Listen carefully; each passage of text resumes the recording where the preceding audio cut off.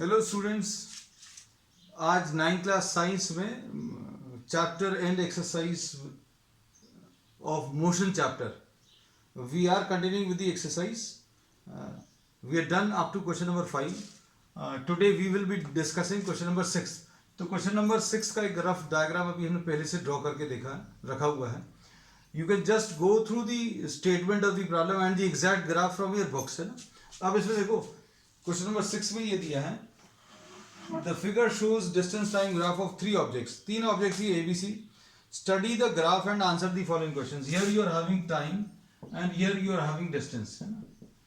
अब इसमें इन्होंने क्या बोला है, देखो, which of the three is traveling the fastest.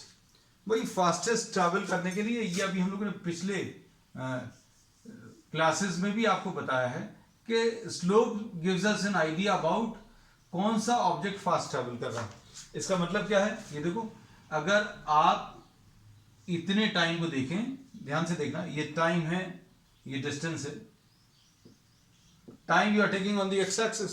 अब इतने टाइम में ये फर्स्ट वाला ऑब्जेक्ट कितना डिस्टेंस ट्रेवल कर रहा है ये दिख रहा है.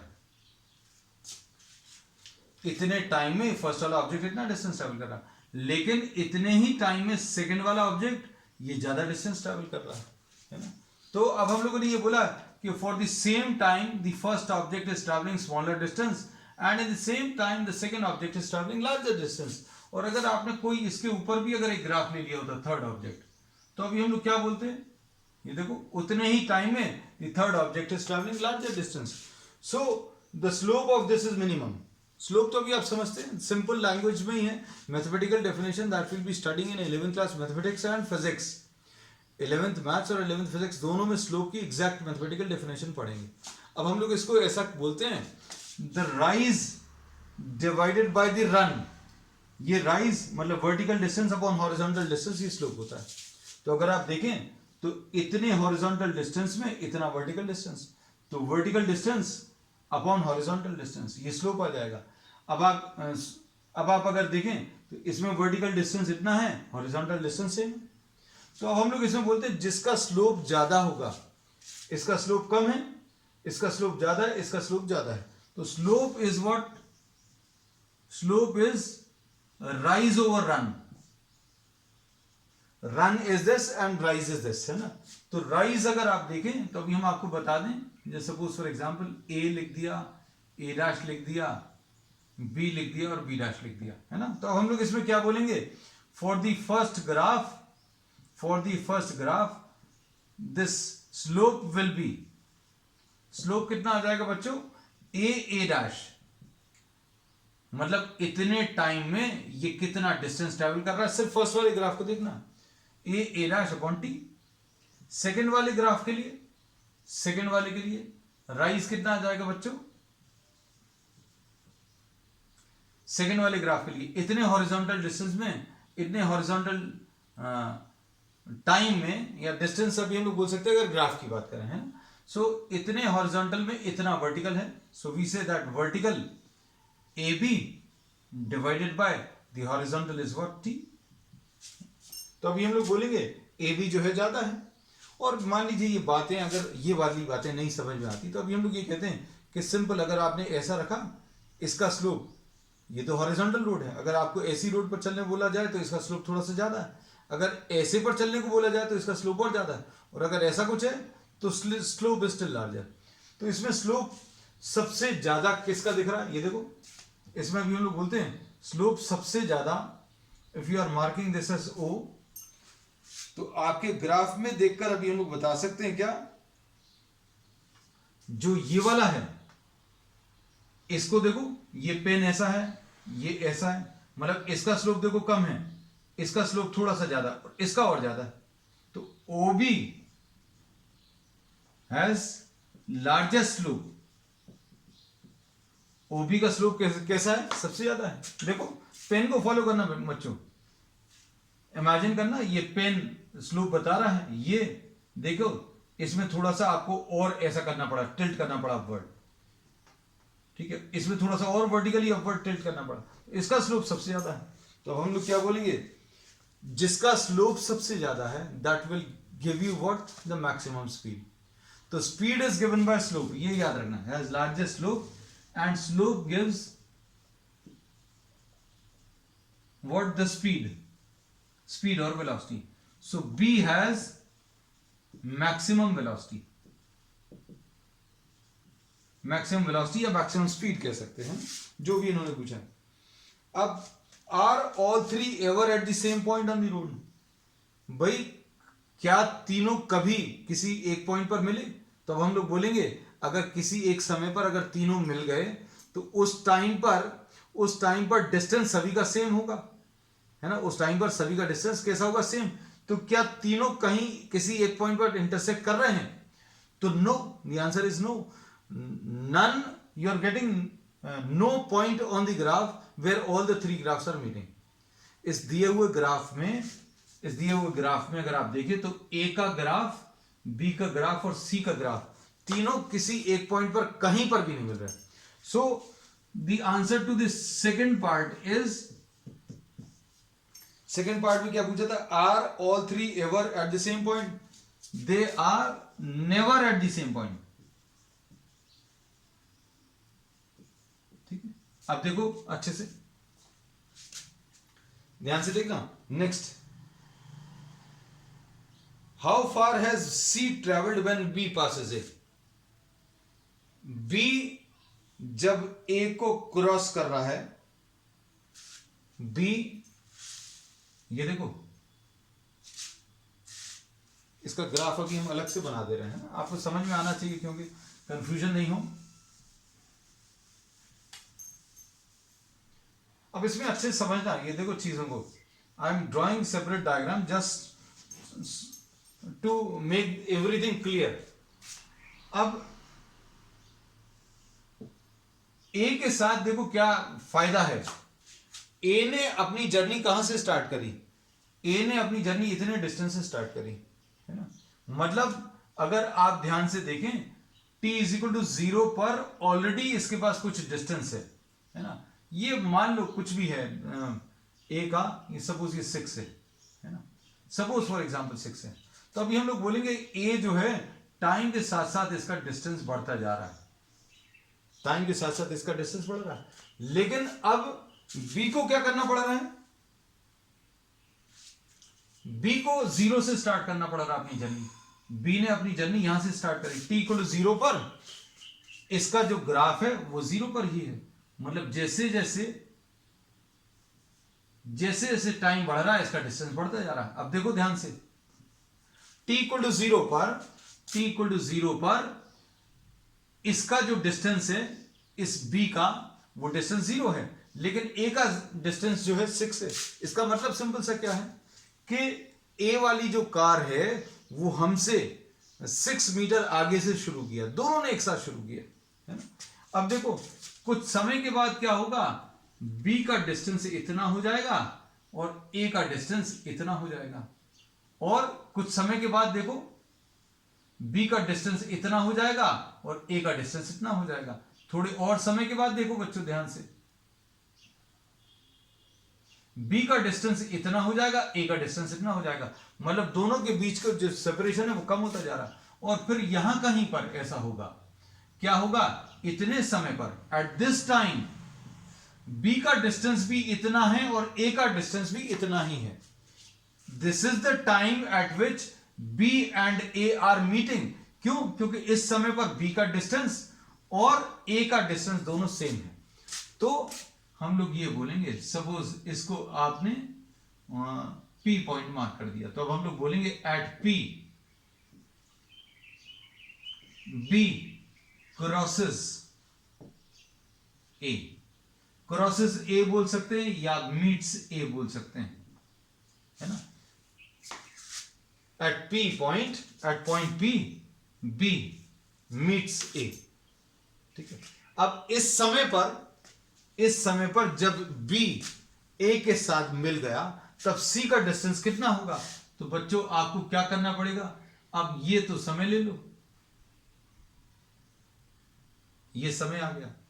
अब इस समय पर C का डिस्टेंस बताना है तो C वाले ग्राफ से, ध्यान से सुनना, सी वाले ग्राफ से अभी आप यहां पर एक हॉरिजॉन्टल लाइन ड्रॉ कर लेना। हमने क्या बोला, आप ये टाइम नोट कर लो, कौन सा वाला टाइम, जब दोनों एक साथ मिल रहे हैं। तो हमने जब दोनों एक साथ मिल रहे हैं वो टाइम नोट कर लिया, वो टाइम ये आ गया। अब इस टाइम पे इन्होंने बोला सी वाला ग्राफ देखो, इस टाइम पर सी वाला ग्राफ देखें तो सी वाला ग्राफ बच्चों ये है, तो इसका डिस्टेंस बताना। तो यहां से अभी आप एक हॉरिजॉन्टल लाइन ड्रॉ कर लेना, आपके ग्राफ में ये जितना भी आ रहा है ये डिस्टेंस नोट कर लेना। ठीक है, तो समझ में आया। जब बी ए को क्रॉस कर रहा है, थर्ड पार्ट में इन्होंने बोला है क्या, when B passes A, when B passes A, ये अगर आपको बताना है तो क्या करना पड़ेगा, सी वेयर और find the point where graph of A and B intersect.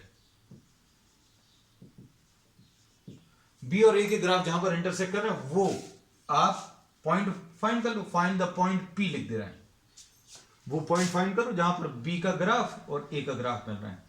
और उस समय पर टाइम वही ले लेना, यहां से एक वर्टिकल लाइन ड्रॉ करो, ये वर्टिकल लाइन सी को जहां पर भी काटेगी वहां से एक हॉरिजॉन्टल लाइन ड्रॉ करना और ये डिस्टेंस आप रीडिंग कर लेना, है ना। I am not having the exact graph, so I can not say anything about this value, है ना। तो ये अभी हम लोग बोलेंगे इसमें ये 8 मीटर से थोड़ा सा कम आएगा, अब कितना कम आएगा ये अब आप अपने ग्राफ में देख लीजिए। ठीक है, चलो नेक्स्ट। इसके बाद how far has B travelled by the time it passes C. अब बी सी को पास कर रहा है, बी सी को क्रॉस कर रहा है। अब देखो बी सी को कहां पर क्रॉस कर रहा है, बी वाला ग्राफ देखो और बच्चों सी वाला ग्राफ देखो, इसको क्यों लिख दिया, तो अब हम लोग क्या लिख रहे हैं, बी पासेस सी। अगर ये बताना है तो you have to find out the point Q where what the graph of where the graph of B and C intersect।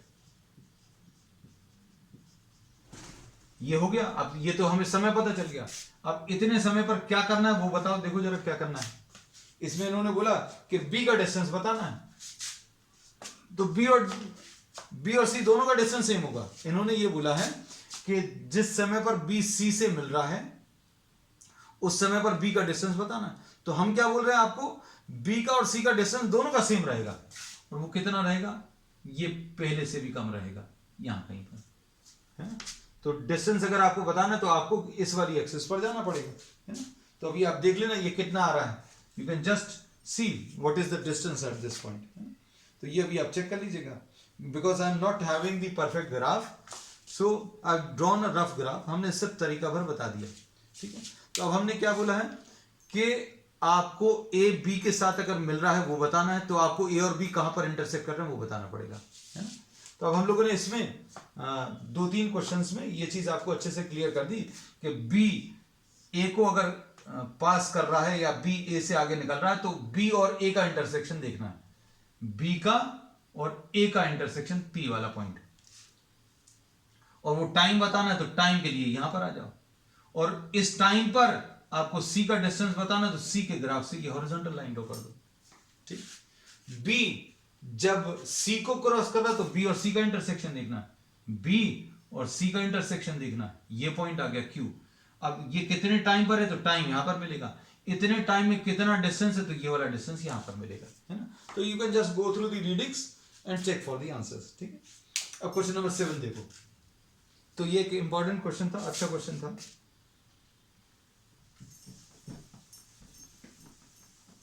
Next देखो, नेक्स्ट क्या दिया है,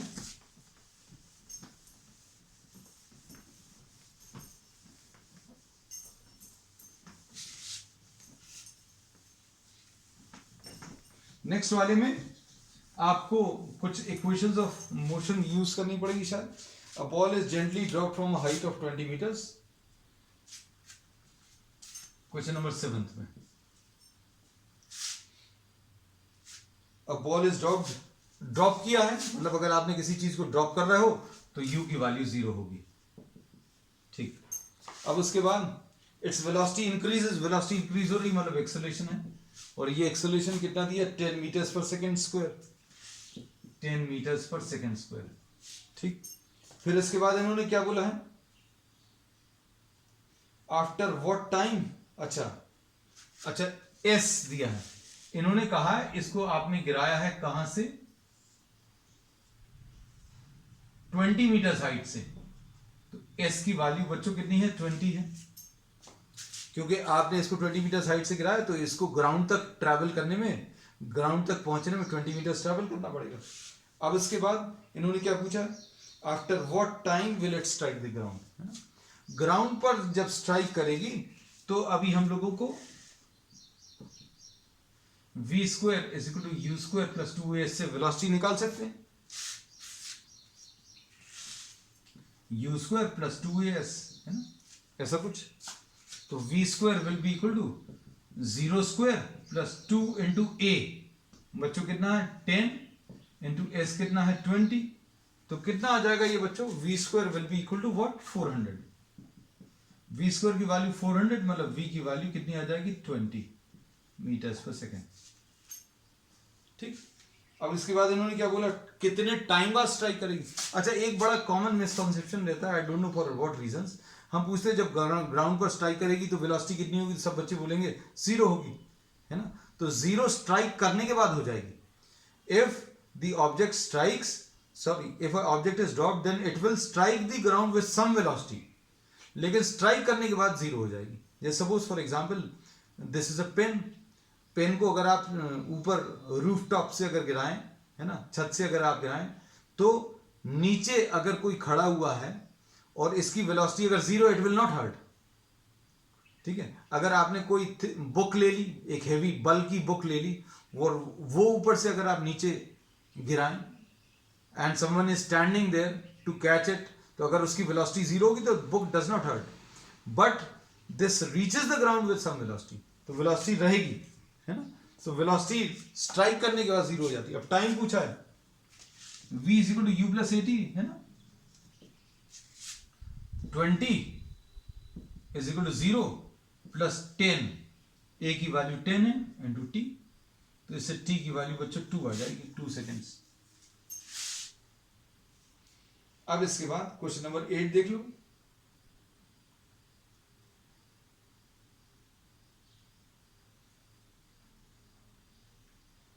अब इसमें इन्होंने कुछ ग्राफ दिया हुआ है,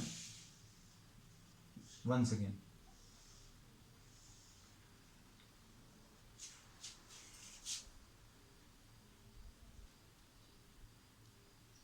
इसमें ये ग्राफ दिया है कहां के लिए, ये 6 से थोड़ा सा ज्यादा है,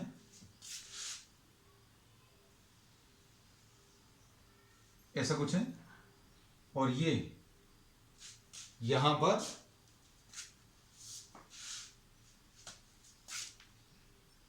ये 6 है और यहां कहीं पर 8 है, और ये क्या चीज बनी हुई है, ये v दिया है, वेलोसिटी इन मीटर्स पर सेकेंड, और ये टाइम दिया है ना, और टाइम इन्होंने कहां तक बोला है बच्चों, 4 से लेकर they are talking of the time first 4 seconds, ठीक है, फर्स्ट 4 सेकेंड्स,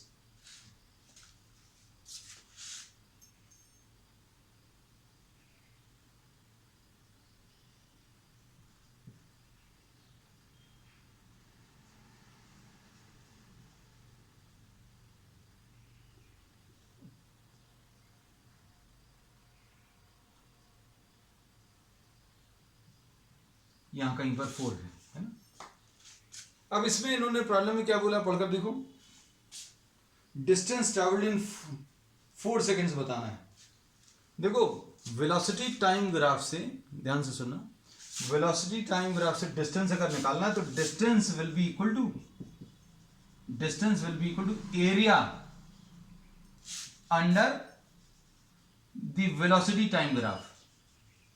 आप सिर्फ इतना भर लिखकर छोड़ देंगे, कहां और कितने टाइम के लिए निकालना है, इन्होंने बोला फर्स्ट 4 सेकेंड्स, तो 4 सेकंड्स में इसके नीचे का एरिया, ये वाला एरिया अगर आप किसी तरीके से निकाल पाए तो ये एरिया आपको क्या दे देगा, distance travelled in first 4 seconds. ठीक है, तो अभी आप इतना लेकर छोड़ सकते हैं क्योंकि it will not be possible for us to count.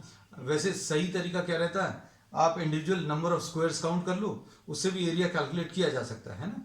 But उतना सब कुछ नहीं पूछा क्योंकि कॉन्सेप्चुअल लेवल पर ये पूछा है कि how will you find out the distance. तो अगर शुरू के 4 सेकंड्स में डिस्टेंस निकालना, तो ये अभी हमने पहले ही बताया है कि आपको स्पीड टाइम ग्राफ या वेलोसिटी टाइम ग्राफ के नीचे का एरिया आपको क्या दे देता है, डिस्टेंस दे देता है। तो डिस्टेंस निकल आएगा। अब इसके बाद अब आप इसमें देखो ध्यान से, तो इसमें ये वेलोसिटी जो है टाइम के साथ साथ चेंज हो रही है। इतने टाइम में वेलोसिटी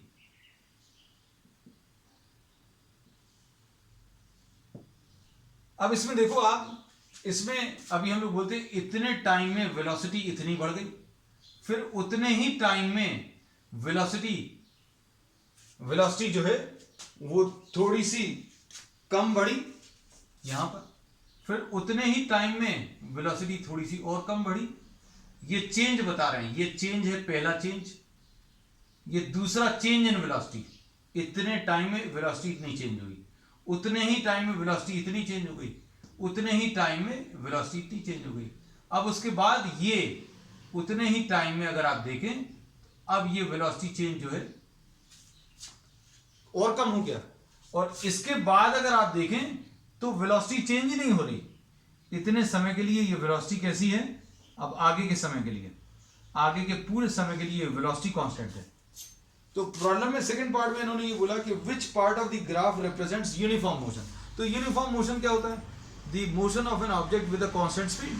तो कांस्टेंट स्पीड कहां से, लगभग 5 सेकंड से स्टार्ट हो गई, 5 सेकंड से लेकर आगे तक। अब ये कांस्टेंट स्पीड से, अब ये राइज नहीं कर रहा, ये ऊपर की तरफ नहीं जा रहा, क्योंकि ऊपर की तरफ अगर जा रहा होता तो हम बोलते इतने टाइम पर इतनी वेलोसिटी है, थोड़े टाइम बाद स्पीड बढ़ गई, थोड़े और टाइम बाद स्पीड और बढ़ गई। लेकिन ऐसा नहीं है, ये ग्राफ ऐसे ही कांस्टेंट बना हुआ है। इतने टाइम पर स्पीड इतनी है, थोड़े टाइम बाद स्पीड उतनी ही है, थोड़े और टाइम बाद स्पीड उतनी ही।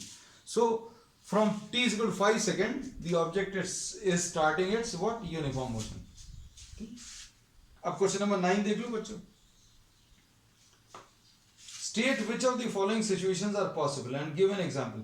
An object with constant acceleration with zero velocity. Acceleration constant है लेकिन वेलोसिटी जीरो है। अगर आप किसी ऑब्जेक्ट को ऐसा थ्रो करें नीचे की तरफ तो इसके ऊपर एक्सेलरेशन आता है ना। जब आप इसको रिलीज कर रहे हो, at the point of release इसकी वेलोसिटी जीरो रहेगी। इसकी वेलोसिटी कैसी रहेगी, जीरो रहेगी, लेकिन एक्सेलरेशन रहेगा। एक्सेलरेशन कितना रहेगा, एक्सेलरेशन ड्यू टू ग्रेविटी के बराबर। जब आप ऑब्जेक्ट को ऊपर की तरफ थ्रो करोगे, when any object is thrown upward, what will happen to its velocity. जब आप किसी ऑब्जेक्ट को ऊपर की तरफ थ्रो करोगे तो इसकी वेलोसिटी धीरे धीरे कम होती जाएगी। क्यों कम होती जाएगी, क्योंकि एक्सेलरेशन नेचर का या अर्थ जो फोर्स लगा रहा है वो नीचे की तरफ लगा रहा है। हमने ऑब्जेक्ट को ऊपर की तरफ फेंका तो वेलोसिटी इसकी धीरे धीरे कम होती जाती है, और सबसे ऊपर वाले पॉइंट पर क्या हो जाता है, वेलोसिटी जीरो हो जाती है। अगर वेलोसिटी जीरो नहीं हो रही होती तो क्या होता है, ये और ऊपर जाता है। लेकिन हर ऑब्जेक्ट जिसको आप ऊपर की तरफ थ्रो करते हो तो कुछ डिस्टेंस ट्रेवल करता है, ऊपर तक जाता है, फिर नीचे की जर्नी शुरू कर देता है ना। तो सबसे ऊपर वाले पॉइंट पर, तो अब आप एग्जाम्पल कैसा लोगोगे, example will be written as when any object is thrown in vertically upward direction, then at the topmost point, हम क्वेश्चन नंबर लिख देंगे, question number 9, object thrown vertically upwards at topmost point velocity is zero but acceleration is equal to what, g। तो ये वो point हो गया, ये वो एग्जांपल हो गया। किसी ऑब्जेक्ट को अगर आप ऊपर की तरफ थ्रो करोगे तो सबसे ऊपर वाले पॉइंट पर वेलोसिटी जीरो होगी, लेकिन एक्सेलरेशन जीरो नहीं होगा। ठीक है, अब यूनिफॉर्म स्पीड के साथ चल रहा है बी पॉइंट, यूनिफॉर्म स्पीड के साथ चल रहा है लेकिन एक्सेलरेशन है। ये अभी हम आपको थ्योरी में बता चुके हैं कि अगर कोई ऑब्जेक्ट किसी सर्कुलर मोशन में चल रहा है कांस्टेंट स्पीड से, तो क्या होगा, इसमें मैग्नीट्यूड ऑफ वेलोसिटी तो चेंज नहीं होगी, मैग्नीट्यूड ऑफ वेलोसिटी सेम बनी रहेगी। Suppose the object is travelling with a constant speed of 10 metres पर सेकेंड। ये सिर्फ सर्कुलर मोशन में पॉसिबल है बच्चों, ध्यान रखना। सर्कुलर मोशन में कांस्टेंट स्पीड अगर है तो भी हर पॉइंट पर वेलोसिटी का मैग्नीट्यूड तो कांस्टेंट है, लेकिन हर पॉइंट पर डायरेक्शन चेंज होता है। वेलोसिटी का मैग्नीट्यूड तो कांस्टेंट है, कितना है, 10 मीटर्स पर सेकेंड, लेकिन डायरेक्शन हर जगह पर चेंज होता है, क्योंकि direction is given by direction of tangent. तो हर पॉइंट पर वेलोसिटी का डायरेक्शन चेंज हो रहा है, इसलिए अभी हम लोग बोलते हैं वेलोसिटी चेंज हो रही है। ये अभी हमने बहुत डिटेल में लास्ट क्लास में डिस्कस किया है। सर्कुलर मोशन में अभी हमने यही बताया था कि वेलोसिटी का मैग्नीट्यूड तो नहीं चेंज होता, लेकिन हर पॉइंट पर डायरेक्शन चेंज होता है। तो वेलोसिटी एक वेक्टर है जिसको डिफाइन करने के लिए मैग्नीट्यूड भी बताते हैं और डायरेक्शन भी बताते हैं। अब मैग्नीट्यूड तो चेंज नहीं हो रहा, लेकिन हर पॉइंट पर डायरेक्शन चेंज हो रहा है, इसलिए वेलोसिटी चेंज हो रही है। वेलोसिटी चेंज हो रही है मतलब क्या हो रहा है, देयर इज एन एक्सेलरेशन। तो अगर कोई सर्कुलर मोशन पर कोई ऑब्जेक्ट चल रहा है, कोई सर्कुलर पाथ पर कोई ऑब्जेक्ट चल रहा है, तो वहां पर स्पीड तो कांस्टेंट रहेगी, स्पीड तो कांस्टेंट रहेगी, लेकिन डायरेक्शन चेंज होने के कारण वेलोसिटी चेंज होगी, इसलिए एक एक्सेलरेशन रहेगा। और ये एक्सेलरेशन जो सर्कुलर पाथ पर रहता है उसको अभी हम लोग सेंट्रीपिटल एक्सेलरेशन बोलते हैं। क्या बोलते हैं बच्चों, सेंट्रीपिटल एक्सेलरेशन, क्योंकि ये सेंटर की तरफ लगता है। आप किसी धागे से पत्थर को बांधकर अगर आप घुमाएं तो ये एक्सेलरेशन आपको हाथ में फील होगा, आपको हाथ से धागे को अंदर की तरफ खींच के रखना पड़ेगा। अगर आप जोर से घुमाओगे तो ज्यादा अच्छे से फील होगा, है ना। So we say that there is acceleration despite of the fact that the object is moving on the circular path with a constant speed. Circular path पर कांस्टेंट स्पीड से चल रहा है तो भी एक एक्सेलरेशन आता है ना? तो ये सेकंड एग्जांपल हो गया। सेकंड में क्या पूछा था कि आप एक ऐसा एग्जांपल दो जिसमें स्पीड तो कांस्टेंट है लेकिन फिर भी एक्सेलरेशन हो, तो ये भी बता दिए। और an object moving in certain direction with acceleration perpendicular, है ना। अब हम लोग बोलेंगे अगर आप हॉरिजॉन्टली मूव कर रहे हो और acceleration due to gravity perpendicular direction में लग रहा है, ऐसा कह सकते हो। ये एक एग्जांपल है जिसमें मोशन का डायरेक्शन हॉरिजॉन्टल है लेकिन एक्सेलरेशन ऐसा है। सर्कुलर मोशन में भी यही होता है कि आपका सर्कुलर मोशन में कैसा होता है, ऑब्जेक्ट ऐसा मूव करने की कोशिश कर रहा है और एक्सेलरेशन कहां की तरफ, ये वेलोसिटी का डायरेक्शन, ये एक्सेलरेशन का, ठीक है। तो हमने दो एग्जांपल दे दिए थर्ड वाले प्रॉब्लम में। अब फोर्थ प्रॉब्लम देख लो, sorry 10th part, 10th question. An artificial satellite is moving in a circular orbit with radius दिया हुआ, 10th वाले क्वेश्चन में रेडियस दिया है, रेडियस कितना है 42250।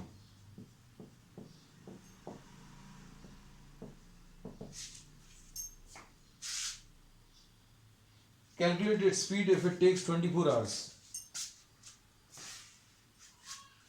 टाइम 24 आवर्स है, स्पीड दिखानी है, स्पीड बतानी है। तो स्पीड कैसे मिलेगी बच्चों, एक पूरे चक्कर में distance will be 2 pi r divided by T. तो ये 2 इंटू पाई कितना आ जाएगा 22/7 इंटू रेडियस कितना है 42250 डिवाइडेड बाई टी इज 24। तो इसको सॉल्व कर लेना। तो और अगर आप इसको 60 से मल्टीप्लाई कर दोगे तो ये मिनट्स में आ जाएगा, और एक और 60 से मल्टीप्लाई कर दोगे तो सेकंड्स में आ जाएगा, है ना। तो इसमें अभी हम लोग ये कहते हैं कि ये जो वैल्यू है इसको कैलकुलेट करके देखना, ये अप्रोक्सीमेटली 11,000 11,000, ये मत करना मल्टीप्लाई, 11,000 किलोमीटर्स पर आवर आता है अप्रोक्सीमेटली। तो अब हम लोग इसमें क्या बोलेंगे बच्चों, ध्यान से सुनना। ये जिसके बारे में इन्होंने बात की है, ये जियो स्टेशनरी सैटेलाइट है। जियो स्टेशनरी सैटेलाइट मतलब अर्थ के चारों तरफ अर्थ के साथ साथ चक्कर लगाता है, और इसी सैटेलाइट की मदद से अभी हम लोग जितने भी कम्युनिकेशन डिवाइसेस हैं, जो सिग्नल्स हैं, वो अभी हम लोग इन्हीं सैटेलाइट्स की मदद से यूज करते हैं, है ना। चलो अब आज के लिए बच्चों इतना ही। We have completed what the chapter motion. Next turn we'll be discussing some extra questions, and then we'll be starting a new chapter. That's all for today.